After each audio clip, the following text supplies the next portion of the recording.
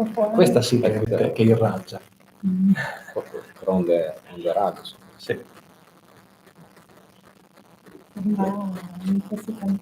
Buongiorno a tutti gli amici del Messaggero Veneto. Siamo in diretta dalla nostra redazione per parlare di un tema di strettissima attualità che diventa a maggior ragione di attualità in Friuli Venezia Giulia, visto che nelle scorse settimane sono stati accesi i primi ripetitori del 5G, del cosiddetto 5G, ovvero le antenne di quinta generazione che permettono la trasmissione dei dati cellulari, della rete cellulare, ma non soltanto. Un iter che ha accompagnato non soltanto da pareri positivi, ma anche da molte polemiche legate soprattutto a quelli che potrebbero essere gli effetti legati alla salute e in particolare quindi a possibili disturbi che l'inquinamento elettromagnetico potrebbe produrre. Cercheremo di dare una visuale completa di questo tema con gli ospiti che ci hanno raggiunto oggi in redazione. Alla mia destra abbiamo Massimiliano Anziutti, responsabile tecnico della Beamtech, un'azienda di Reana che opera nel campo informatico, che quindi farà un po' oggi, volendo giocare ai pro e contro, la parte della campana favorevole, in qualche maniera possibilista, come ha detto a microfoni spenti, del 5G. Alla sua destra invece due referenti del comitato Alleanza Stop 5G, Anna Bottacine e Ugo Rossi, anche a loro il benvenuto nella nostra redazione, nella redazione del Messaggero Veneto. Partiamo dalla stretta attualità, per così dire. Nei giorni scorsi, in particolare a gennaio, c'è stata l'accensione di 4 ripetitori nella nostra regione, 2 in provincia di Udine a Martignacco, 1 a San Quirino in provincia di Pordenone e 1 a Gorizia. Si tratta di ripetitori posizionati da Telecom in zone sostanzialmente commerciali e artigianali, che servono, da quanto riferito dalla stessa compagnia telefonica, in questo momento principalmente a una fase di test per provare poi quelle che saranno le potenzialità della rete, in particolare finalizzata in questa fase a utenze business, cosiddette industry, da parte di Telecom. Partiamo da qui, partiamo dall'interesse delle aziende per il 5G. Anzitutto, voi siete un'azienda che operate nell'informatica, quali sono le risorse aggiuntive che questa tecnologia potrebbe dare? Sì, sui vantaggi di questa tecnologia sono indubbi, nel senso che passeremmo da una rete 4G che permette delle velocità teoriche sui 100 megabit, in realtà quelle raggiungibili sono attorno ai 20-25 megabit, e con delle latenze di circa 200 millisecondi, a una velocità teorica di 10 gigabit, reale a 1 gigabit, con delle latenze soprattutto molto basse che si attesterebbero all'incirca sui 2 millisecondi. Questo significherebbe avere delle reti wireless paragonabili alle reti LAN aziendali, e questo permetterebbe tutto uno sviluppo di applicativi nuovi e di nuove possibilità. Per noi, soprattutto in Italia, che soffriamo molto del digital divide, io per esempio, sono originario di Forni di Sopra e siamo ancora all'epoca, diciamo, quasi della pietra. Siamo stati raggiunti dalla rete 4G da, penso, pochi mesi. È una grossa opportunità, sia per le aziende che diventeranno obbligatoriamente un domani tutte digitali, sia per le aziende come me che operano nel campo dello sviluppo di applicativi. Quindi ci sono molte opportunità che secondo me vale la pena cogliere. Abbiamo parlato proprio di digital divide, è uno dei grandi temi proprio questo, tant'è che la sperimentazione anche all'inizio in maniera poco chiara, perché c'è stata una direttiva da parte dell'Agcom, dell'autorità garante delle comunicazioni, che è stata inizialmente interpretata in maniera forse non corretta dagli stessi, poi purtroppo dalle stesse autorità che l'hanno diffusa in maniera non completamente corretta, che individua alcuni comuni, no, che faranno anche nella nostra regione in qualche maniera non da test ma da punto focale per l'attenzione per lo sviluppo, quindi da qui al prossimo quinquennio. Ad Anna Bottacin chiederei questo, cioè ci sono dei comuni che si sono espressi in maniera contraria rispetto alla sperimentazione, in particolare a Lauco e Caneva abbiamo due sindaci che hanno emanato due ordinanze in qualche maniera restrittive, se ci vuole raccontare. Sì, in regione sono stati individuati 7 comuni dalla delibera GCOM, si prevede l'implementazione della rete 5G con la banda dei 700 MHz che ad oggi non è ancora disponibile, infatti il 5G sta avanzando nelle smart city e adesso anche nel resto dell'Italia a questi comuni la delibera GCOM ha garantito solo un vantaggio dal punto di vista commerciale, ecco. Effettivamente sì, inizialmente l'interpretazione forse della delibera era stata sbagliata perché erano stati definiti comuni sperimentali, in realtà per i tempi proprio saranno coinvolti successivamente dal 5G. Le città invece che sono già oggetto di 5G sono le smart city come Verona, Milano, L'Aquila, dove viene stata implementata la frequenza 3.6 GHz. In questi comuni però che in Italia si sono mossi anche per questa delibera sono tanti, ad oggi siamo oltre 160 comuni che hanno deliberato contro il 5G, o meglio, hanno deliberato per delle moratorie per il 5G in attesa che ci siano studi maggiori su queste frequenze, 50 ordinanze contingibili degli stessi sindaci. Vorrei sottolineare che il sindaco è la massima autorità sanitaria locale, quindi è responsabile per la salute dei suoi cittadini. Per questo molti sindaci hanno agito nei confronti della popolazione, nell'attenzione alla loro salute, nonostante i poteri siano obiettivamente enormi, quelli che si stanno muovendo, perché si stanno muovendo colossi come gli Stati Uniti e la Cina, insomma, è abbastanza difficile.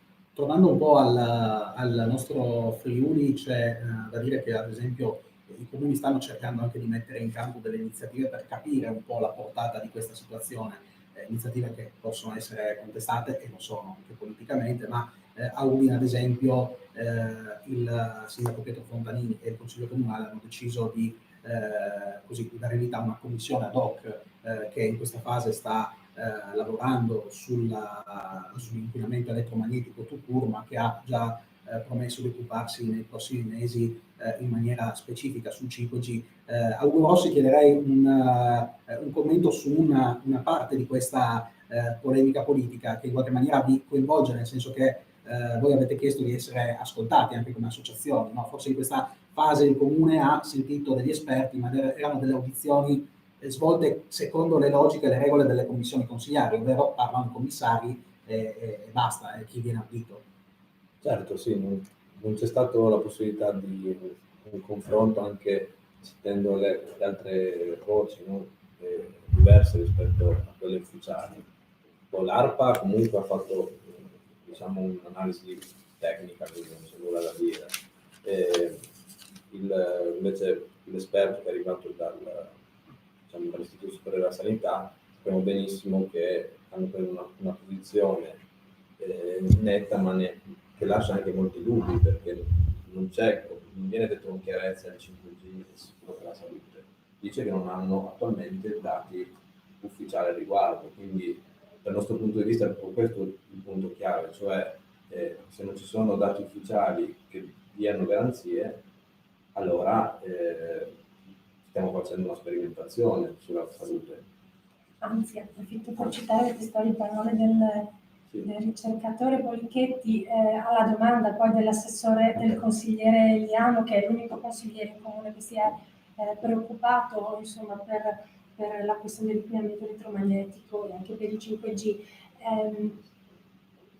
Il compito dell'Istituto Superiore di Sanità è di valutare le evidenze scientifiche e di dire le cose come stanno, non ha il compito di dare garanzie. Lo stato delle evidenze scientifiche è quello, poi poi cosa bisogna fare dal punto di vista politico è il compito di qualcun altro. Noi non dobbiamo dare garanzie di nulla. Come cittadini pretendiamo che le istituzioni ci diano delle garanzie per la salute di tutti. tutti, se non li dà l'Istituto Superiore di Sanità, e Polichetti è uno dei massimi esperti a livello nazionale, è andato anche a porta a porta, insomma, chi ce le deve dare? Immagino che ce le deve dare solo il sindaco. Vorrei anche aggiungere, rispetto anche a quello che diceva Ugo, che la dottoressa Bambo dell'ARPA ha spiegato come funziona il 5G e la variabilità delle antenne 5G che hanno con il sistema del beamforming orientano il fascio del campo elettromagnetico in base alla richiesta. La dottoressa Bambo ha sottolineato come non ha loro come istituto né a livello regionale ma neanche a livello nazionale non abbiano gli strumenti per misurare adeguatamente l'intensità di campo a 5G attivo. Quindi se in una stanza comoda, perché aveva fatto anche il consigliere Liano, 20 cellulari accesi, le stampanti, altri computer, sappiamo se saremo all'interno dei limiti di campo elettromagnetico previsti dalla legge italiana.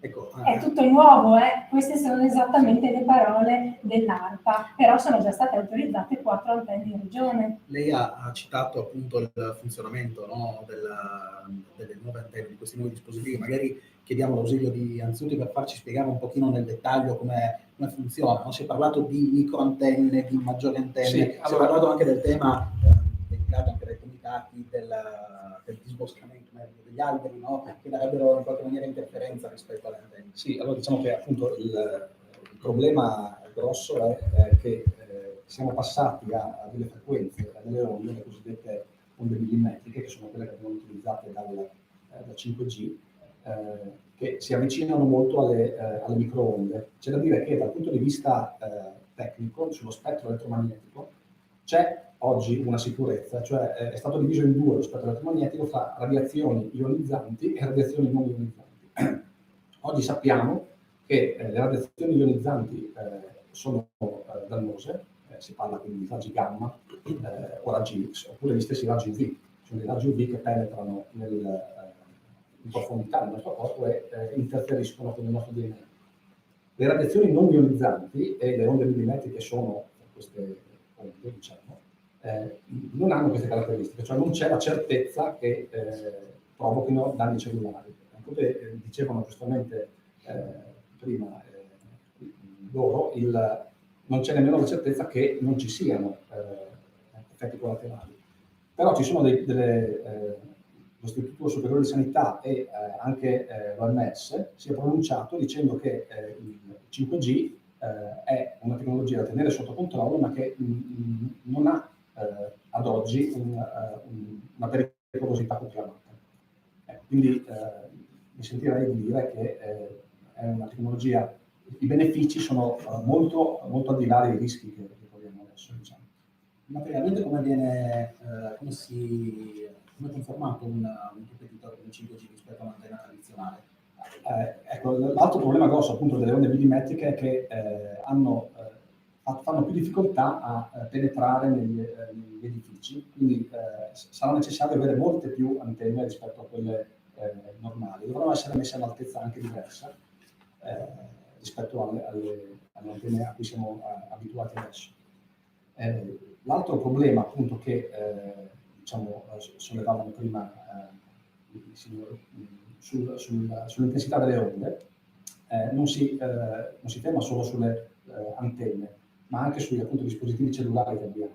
Quindi anche in questo caso valgono le precauzioni che vengono adottate adesso nell'uso del cellulare attuale, quindi non usarlo per periodi prolungati e non tenerselo attaccato alle orecchie.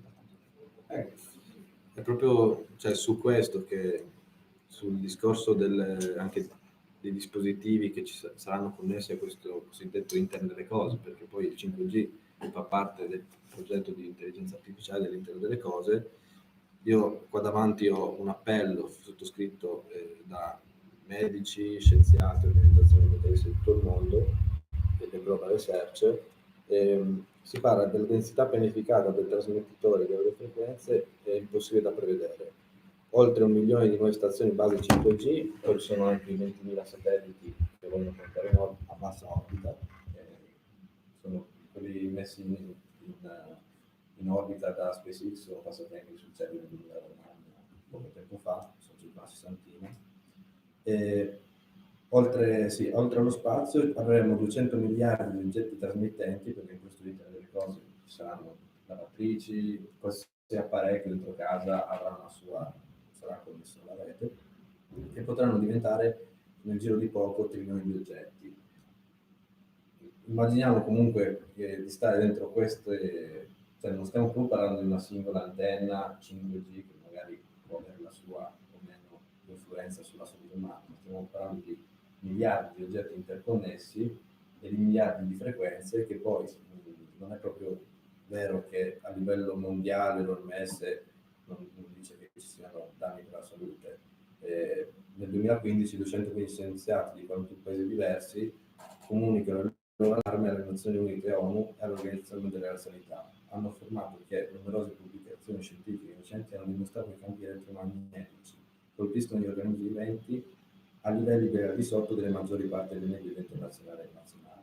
Il problema non è soltanto il discorso del riscaldamento dei tessuti, ma poi queste onde millimetriche, nel caso del 5G, ok, non sono ionizzanti, sono nello spettro ionizzante, ma sono quelle che vanno più vicine, e vanno a interagire non tanto con il corpo, cioè che noi siamo comunque per l'80% fatti d'acqua, ma soprattutto con i nervi, con i tessuti, e vanno a portare queste frequenze poi all'interno dell'organismo. E quello che può accadere può esserci tutto, da mutazioni genetiche a perdita della memoria, danni neurologici, stress ossidativo. Quindi io ci andrei molto cauto. Per questo quello che chiediamo noi alla politica e alle organizzazioni sanitarie, eccetera, nazionali e mondiali, che ci sia chiarezza, che venga detto con chiarezza, non fa male. Questo per adesso a livello italiano non è stato detto, è stato dato. È appunto che in realtà sì, so che all'OMS, ma l'OMS ha risposto a quell'appello e ha detto che sulla base delle ricerche e della letteratura scientifica, diciamo conoscenza, si conclude che non c'è evidenza che esista una relazione fra i campi magnetici e diciamo, le frequenze del 5G con danni alla salute. In commissione speciale inquinamento elettromagnetico, il dottor Serraino invece ha detto che gli effetti sanitari possono essere tantissimi, al di là di quelli di natura neoplastica, cioè al di là del cancro, infertilità, impatto sul sistema uditivo, impatto sullo sviluppo fetale, sul battito cardiaco, sul comportamento, sì, sul sistema immunitario. Ma di cosa sta parlando? Di quali radiazioni? Di radiofrequenze in generale, esatto. Parlava. Quindi diciamo che bisognerebbe distinguere, ovviamente. È chiaro che se io vengo qui non parlava di radiazioni, no, ovviamente, però anche bisogna distinguere il fatto che non esiste una ricerca oggi che mette in correlazione l'esposizione alle frequenze del 5G con effettivamente tutte quelle cose che abbiamo letto oggi. Quindi io adesso non sono un medico, mi baso su quanto ho trovato e mi sono documentato.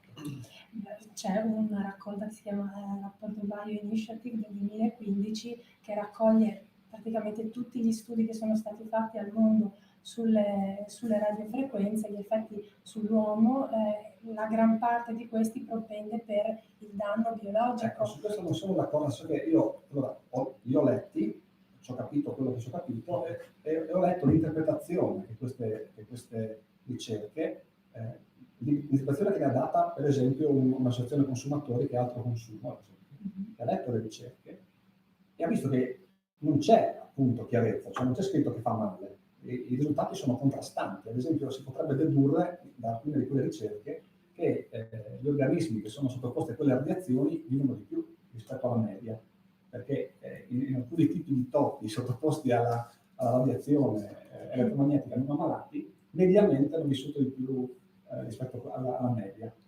Quindi bisogna prendere con una pinza. Anche nello studio dell'Istituto Superiore di Sanità, che era una meta-analisi, raccoglieva delle analisi che erano incerte, erano state fatte su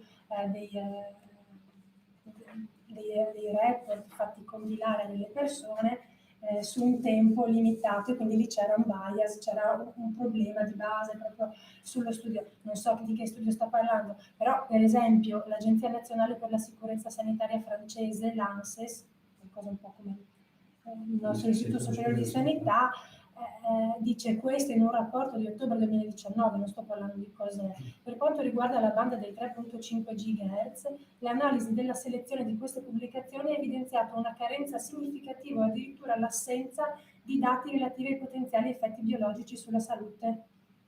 E poi dice, raccomanda alla fine, sugli effetti biologici delle onde millimetriche, in particolare sui tessuti, raccomanda di fare più ricerca, sì, in particolare per quanto riguarda le onde millimetriche sui tessuti epiteliali, che sono i tessuti direttamente esposti a questo tipo di onde, in particolare gli effetti sulla cornea e sulle terminazioni nervose della pelle.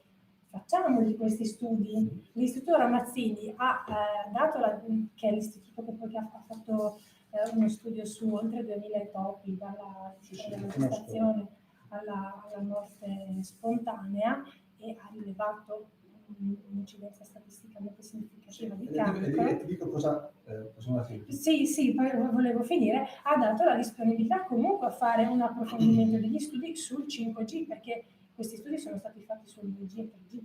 Il 5G sono altre frequenze inesplorate, lo dice l'ANSES.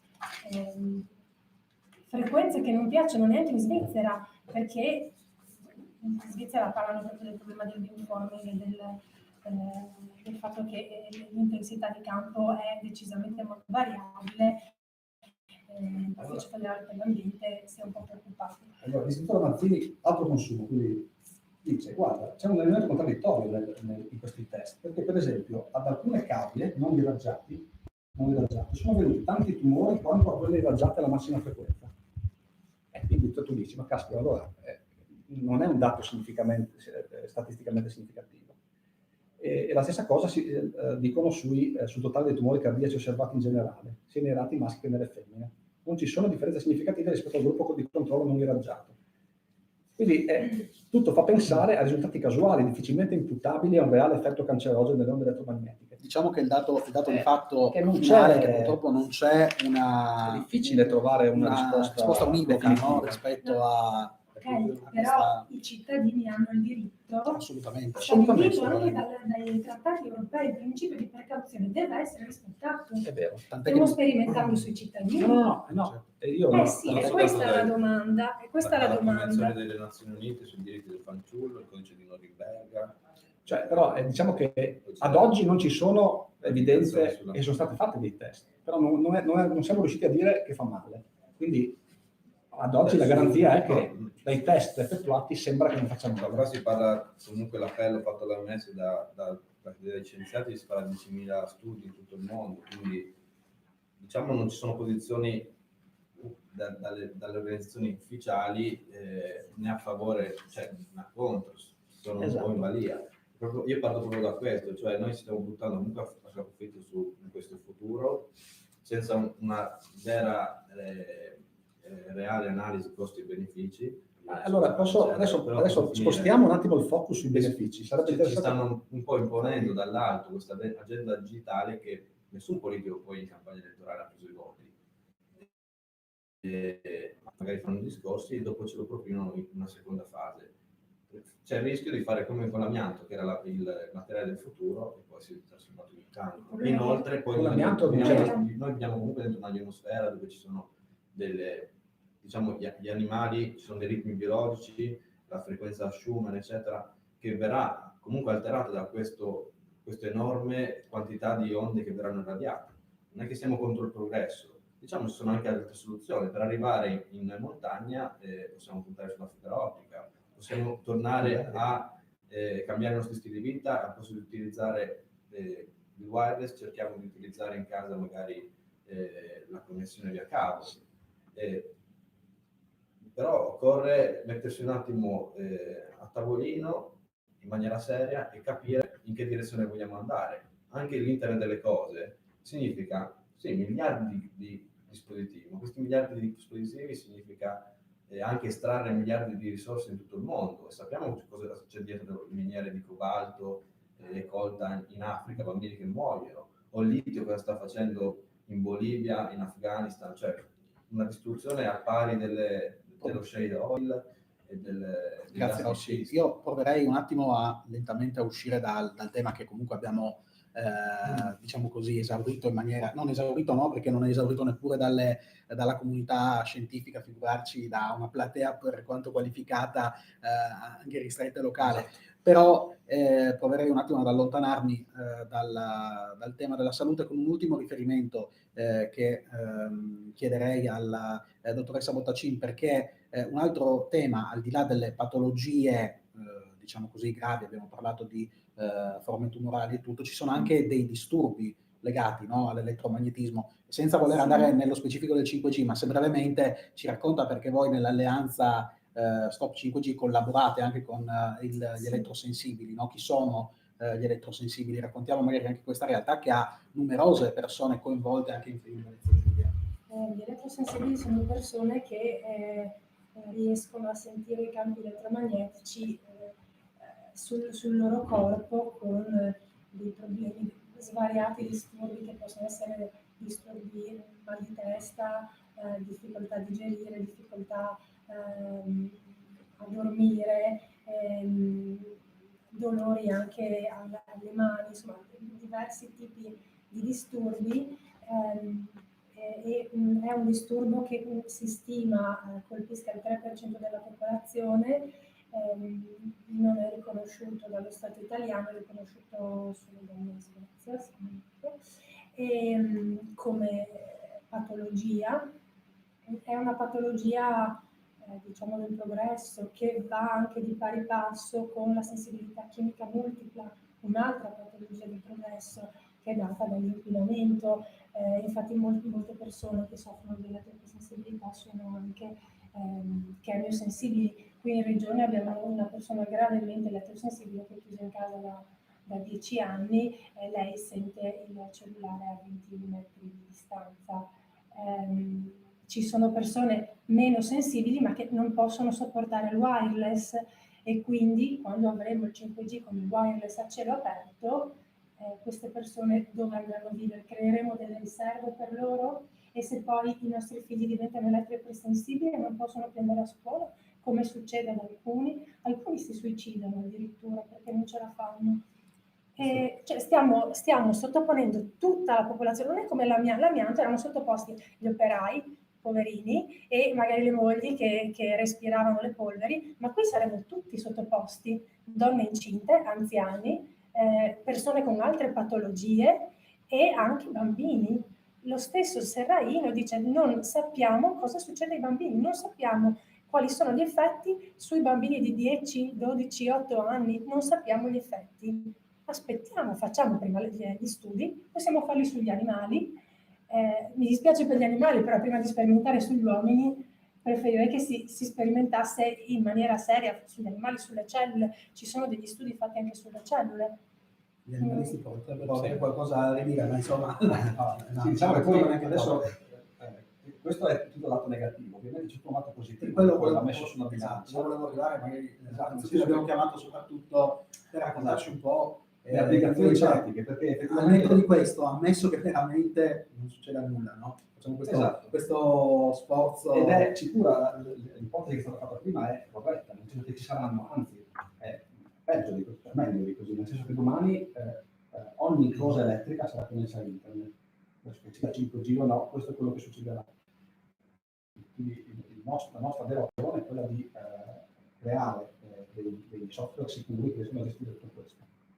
E gli altri vantaggi che ci sono immediati sono, ad esempio, senza simulare la guida autonoma, se noi riuscissimo a connettere tutte le automobili in modo che ci fosse un flusso machine di informazioni che permettono di trasmettere la velocità relativa alla mia posizione ai miei vicini, potremmo ridurre di molto gli incidenti stradali, per esempio. Quindi su questa bilancia ho messo anche questo, quanti incidenti potremmo... Fino ad ora ce ne sono stati 3 incidenti. Però non siamo arrivati ancora lì. No, non sto parlando di guida autonoma. Capiamo anche in che direzione dobbiamo andare, perché punto è che sì, l'auto in sé, con la guida autonoma o senza, è un modello sbagliato di sviluppo.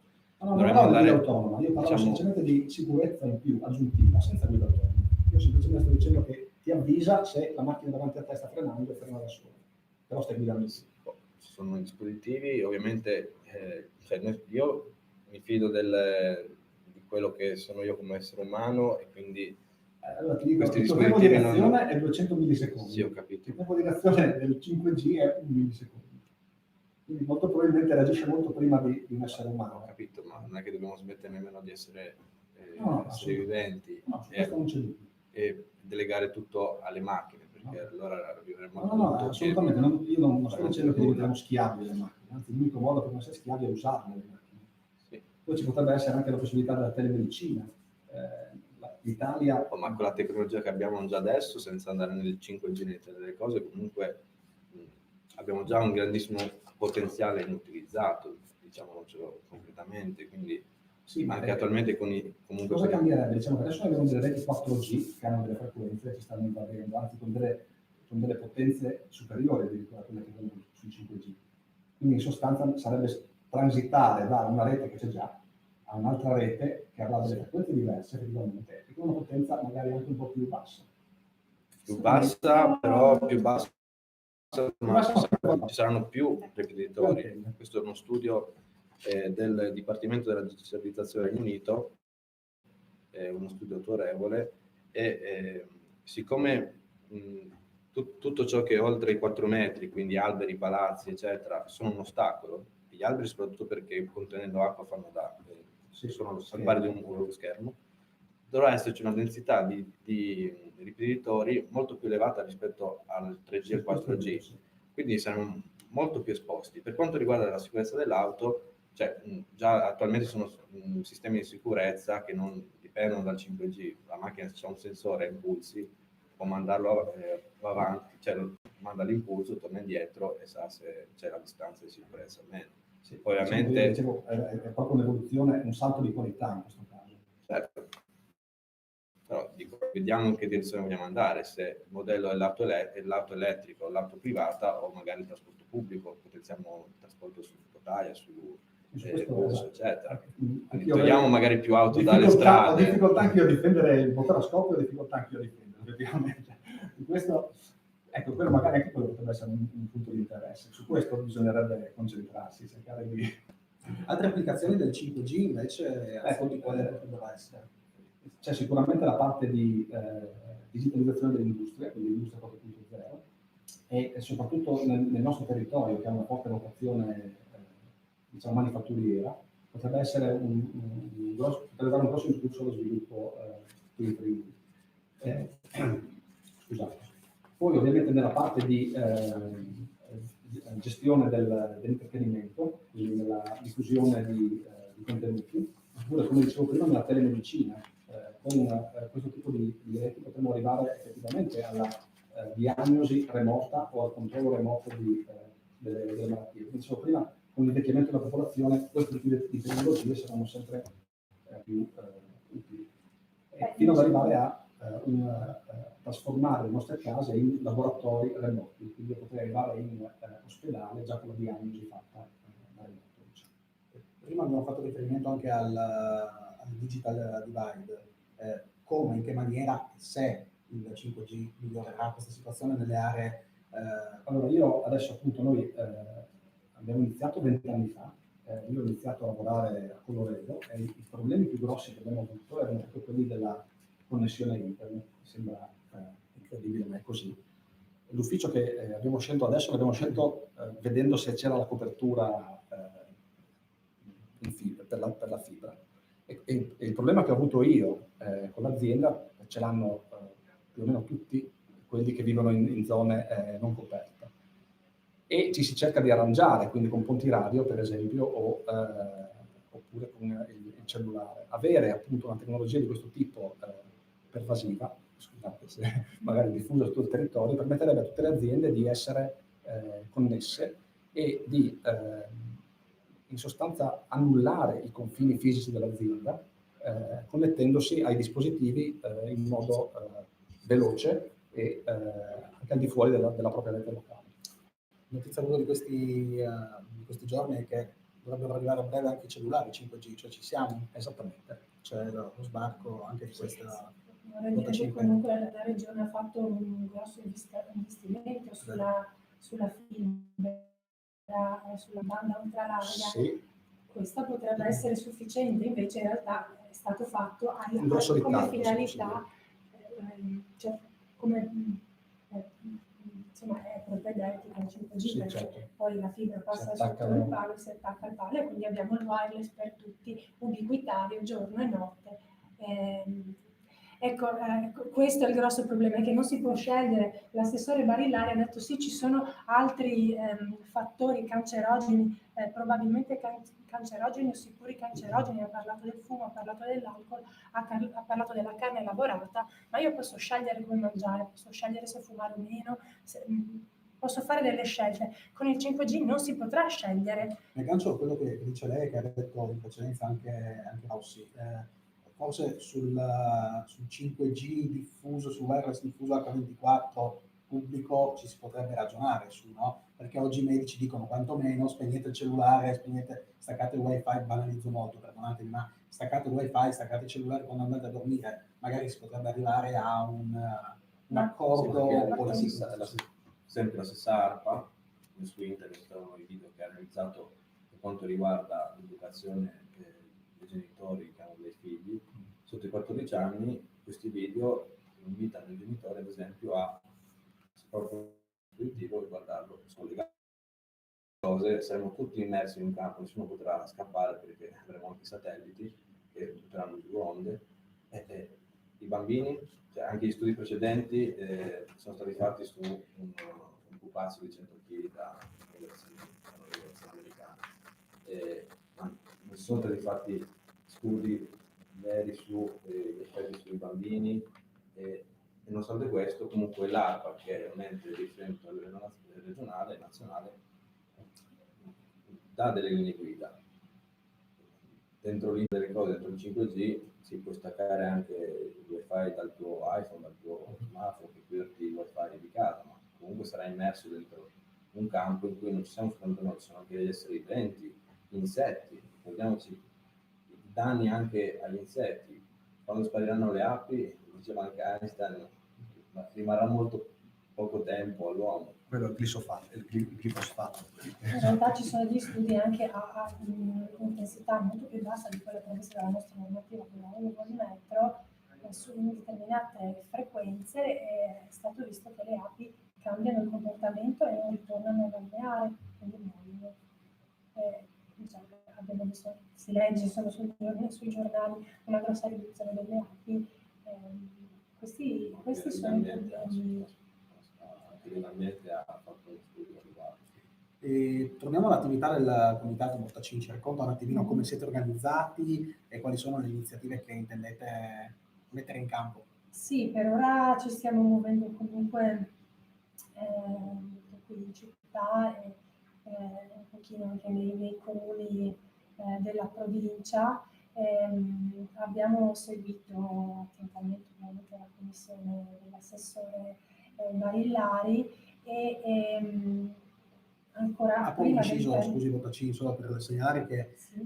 Mi segnala Daniela La Rocca, che ci aiuta nella parte tecnica, che ci è arrivato un messaggio di Claudia Gallanda che dice che c'è un'altra commissione che dovrebbe convocarsi e non si è convocata nonostante le richieste del già citato consigliere 5 Stelle Domenico Liano, e quella ambiente e territorio. Esattamente, sì, mi ha anticipato la signora Gallanda. Effettivamente già il 18 dicembre era stata richiesta dal consigliere Domenico Liano all'interno della seconda commissione ambiente e territorio una seduta di commissione specifica sul 5G insieme a tutti i commissari di minoranza. La commissione non è stata audita dal Presidente, che ha lasciato scadere i termini. Abbiamo avuto anche un colloquio informale col Presidente che ci ha indicato, sì, con Giovanni Lovetto, che è di Forza Italia, dello stesso partito di Barillari, e ci ha indicato una data senza però darci la possibilità neanche di verificare la disponibilità dei relatori. Questa data poi comunque non è mai stata presa in considerazione, e per questo tramite il consigliere Liano ci siamo rivolti al vicepresidente della Commissione Ambiente e Territorio, Giovanni Marsico, che ha richiesto al presidente del Consiglio Comunale, Enrico Berti, anche lui di Forza Italia, di poter indire questa seduta. Quindi noi abbiamo richiesto anche di audire la controparte per dare al Consiglio e al Sindaco tutte le informazioni per poter prendere una decisione per i suoi cittadini, perché questo è il lavoro del Sindaco. Vediamo che già Giovanni Govetto ha in qualche modo, o meglio, è stato inadempiente rispetto alla nostra richiesta. L'assessore Barellari ci dimostra di avere altri interessi. Speriamo che il Presidente del Consiglio, che è comunque di Forza Italia, voglia indire questa seduta di commissione. Riteniamo che sia importante per i cittadini, per la loro salute. Naturalmente porte aperte ad eventuali repliche, non in diretta perché materialmente non abbiamo la possibilità, ma insomma le persone citate possono rispondere naturalmente per le vie che ritengono più opportune, anche attraverso il nostro giornale. Siamo giunti in conclusione. Farei soltanto un ultimo riferimento alle vostre attività Votaci, perché avete negli scorsi mesi avete cercato di coinvolgere anche i sindaci del territorio, no? Su questo tema. Avete mandato una lettera accurata, un appello sul 5G. Se ci vuole parlare veramente. Sì, l'appello sul 5G è stato mandato a tutti i sindaci della regione e spiega i vari punti critici di questa tecnologia. È stato mandato a tutti i sindaci perché appunto sono le massime autorità per la salute locali. Cita lo studio dell'Istituto Ramazzini sui topi con un'incidenza significativa di cancro, lo studio del National Toxicology Program, anche in questo caso sulle radiofrequenze però campo vicino, che è arrivato agli stessi risultati. E che anche qui purtroppo altro consumo dice che i risultati sono contraddittori e sono fatti su tecnologie super alte. Appunto, adesso allora prendiamo il tempo e facciamo gli studi su una tecnologia. Il problema è che rischiamo di perdere il treno, questo è il problema. Allora, sicuramente se ci fosse un'evidenza che, sono d'accordo, il principio di massima prudenza, però tutti gli studi fino adesso hanno dato risultati contraddittori. Quindi io aggiungerei anche che lo SHARE, che è un comitato della Commissione europea, ha sottolineato che la mancanza di una chiara evidenza che informi lo sviluppo di linee guida per la tecnologia 5G lascia aperta la possibilità di conseguenze biologiche impreviste e ha ritenuto che il rischio sia di alto livello. Questo è un comitato dell'Unione Europea. L'ha declassato a basso. Sì, vorrei dire però che l'OMS si basa sugli studi dell'ICNIRP. L'ICNIRP è questo istituto di cui accennava prima anche Ugo, fa degli studi su un manichino che pesa 100 kg ed è riempito di gel proteico. Allora, noi non siamo gel proteico perché anche il nostro cuore emette dei campi elettromagnetici, come il nostro cervello, tutte le nostre cellule in qualche modo organizzate emettono dei campi elettromagnetici. Io non peso 100 kg e anch'io potrei probabilmente subire maggiori danni rispetto alla SEM. E ultima cosa, è stato detto anche in una recente sentenza della Corte d'Appello di Torino, dove ha vinto per la seconda volta il signor Romeo. Sì, che aveva il cellulare attaccato. Esatto, però hanno in quel caso lì sono proprio stati sottolineati i conflitti di interesse di membri del CNIRP, che dà le linee guida all'OMS, che dà le linee guida a tutti i paesi. Rossi, un'ultima battuta.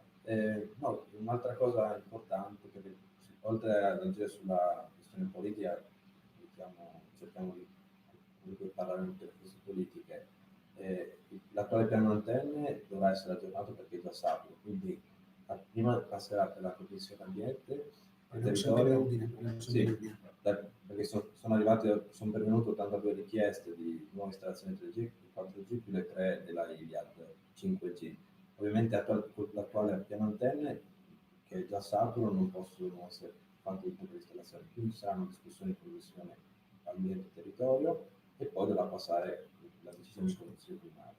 Quindi noi lavoreremo anche su quello, cerchiamo anche di informare i cittadini su queste, anche il gioco di informare la cittadinanza su questa discussione. E poi ha comunque fatto passare degli atti molto interessanti, di cui un emendamento finanzia uno studio indipendente sul 5G, e può essere questo studio finanziato da qualsiasi comune italiano. Già 7 comuni hanno aderito, e anche questi atti sono atti che presenteremo magari con il Consiglio Comunale di appoggiare.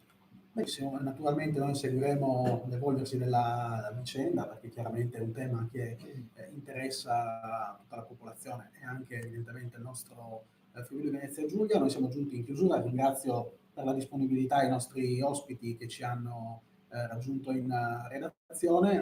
A breve l'intero dibattito sarà disponibile sul nostro canale YouTube e sul nostro sito messaggeroveneto.it, dove trovate naturalmente anche tutti gli aggiornamenti e gli approfondimenti che abbiamo dedicato al tema. A tutti voi un cordiale saluto e buona serata. Grazie.